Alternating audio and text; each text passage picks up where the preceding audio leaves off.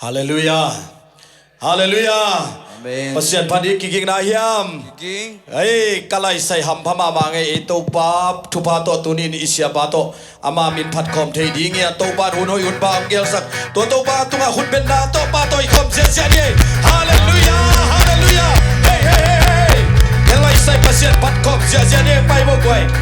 Lop ma mana to pasien phat ding hiang. Amen. Tua to pa ben apat tak pasien hi. Ilung kham na ilung sin na khemel. Ong beng sa ding tua to pa hi. Hallelujah. Anung ta pasien hi. Amen. Anung ta mai mai hilohi. Nung ta hi. Hallelujah. Hallelujah. Hallelujah. Toy manina tunina ilung kham na khepel le ilung gul thu pa te ilam to aswan ke ngina nang le ke kilui ke ge ding hiang. Hallelujah. Hallelujah. Pasien maya kinem ge kilui ke ge le ilung gul kamal thu pa to ba ong tung sa ge ding hi. Om tek sa ge ding hi. Om tel sa ge ding hi. Hallelujah. Hallelujah. Kunana le to ba ma to sia sia ni. Hey hey anung ta pasien ti to pasien pat sia sia ni. Hallelujah.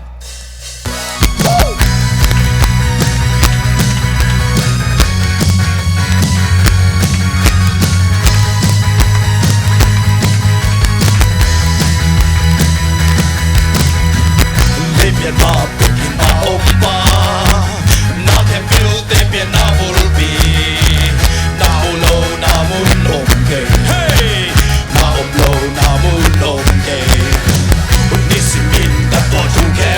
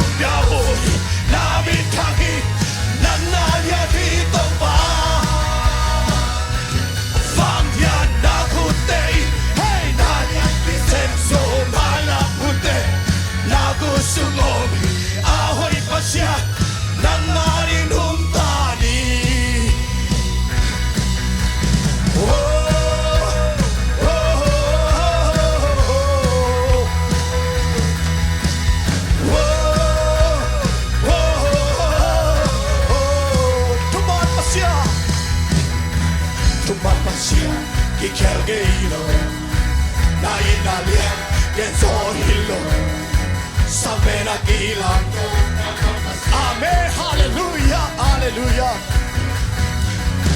na vale na del sohilo hey na kopika kilige amen so la so he praise the Lord adon oh look up hey min kaba alien station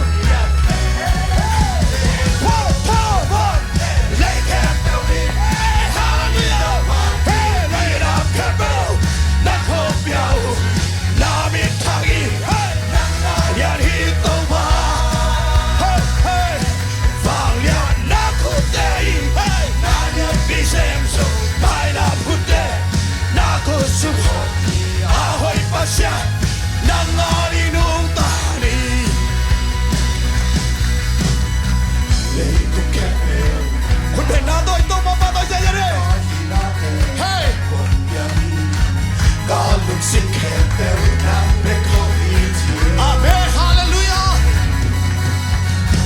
Leitung kebel nang nauki, kahinabi nang kompiyahi, kaluksim kebel nang betong iti. Hey, ote sakay. Leitung kebel nang nauki, kahinabi nang kompiyahi, kaluksim kebel nang betong iti. Kabilay na itong kebel, na itong kebel nang nauki, kahinate nang kopyahi, kalusim kebel nang betong iti. Vale, lay kebelin, namin hongpad, minang kebel nang hongpyaw, namin tagin, nang nalian hitong pa.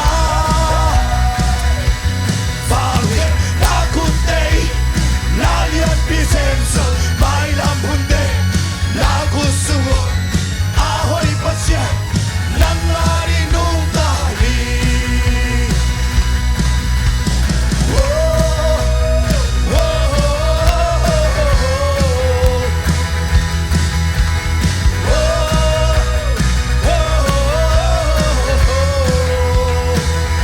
Hallelujah. Tuhoy, tau bakut ben nato patoy siya. Hallelujah. Nang lekeyadi ito pa ang si.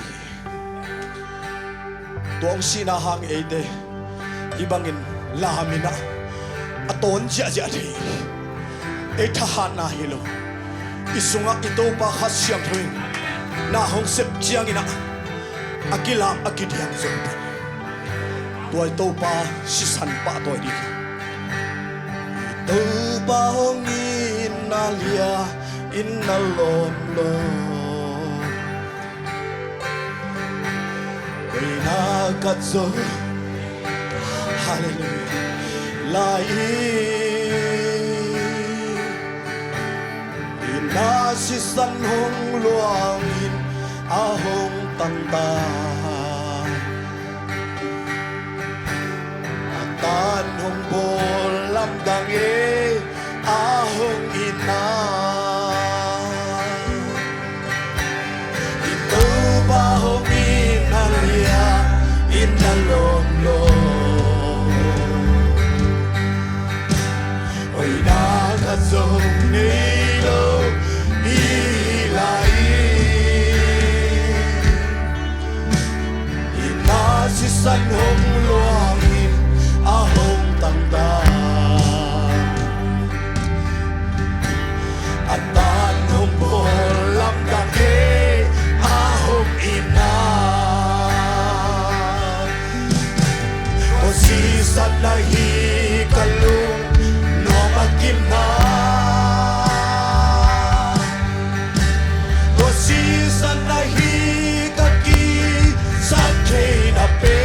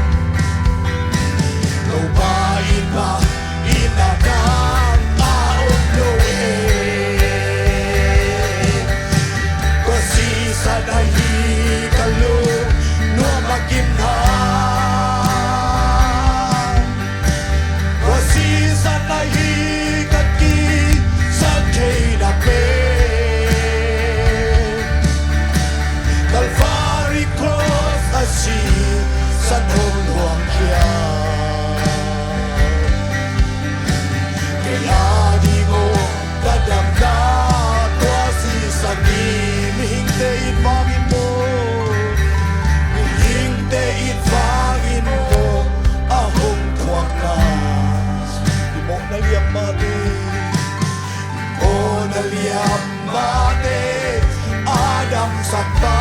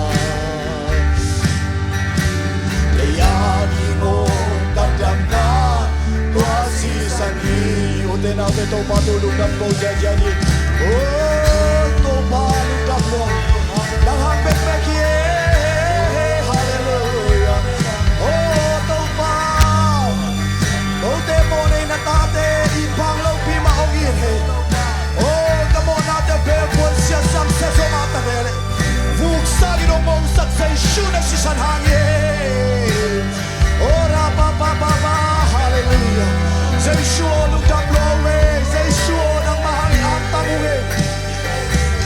Suo ng mahangin ang kipapungin nagdablowe Oh, ho'y nakatamilo Kay na taong inlog-log daw pa Nung inate Geso Kamgenso hikendo Oh, tunin ang basa tao Oh, natapato hulong sang satye Nagdablowe daw pa Nagdablowe Oh, hallelujah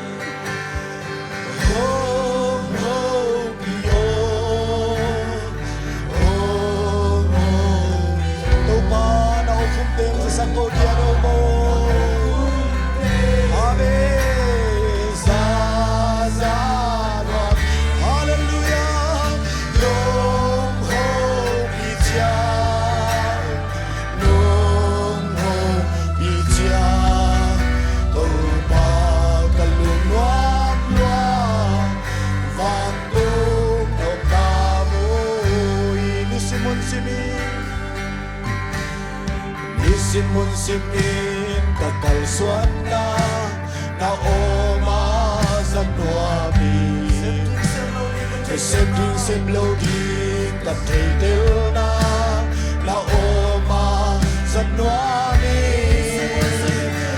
Simun simin kakalsuan na oma sa nuami Septing semloding kataitil na oma sa nuami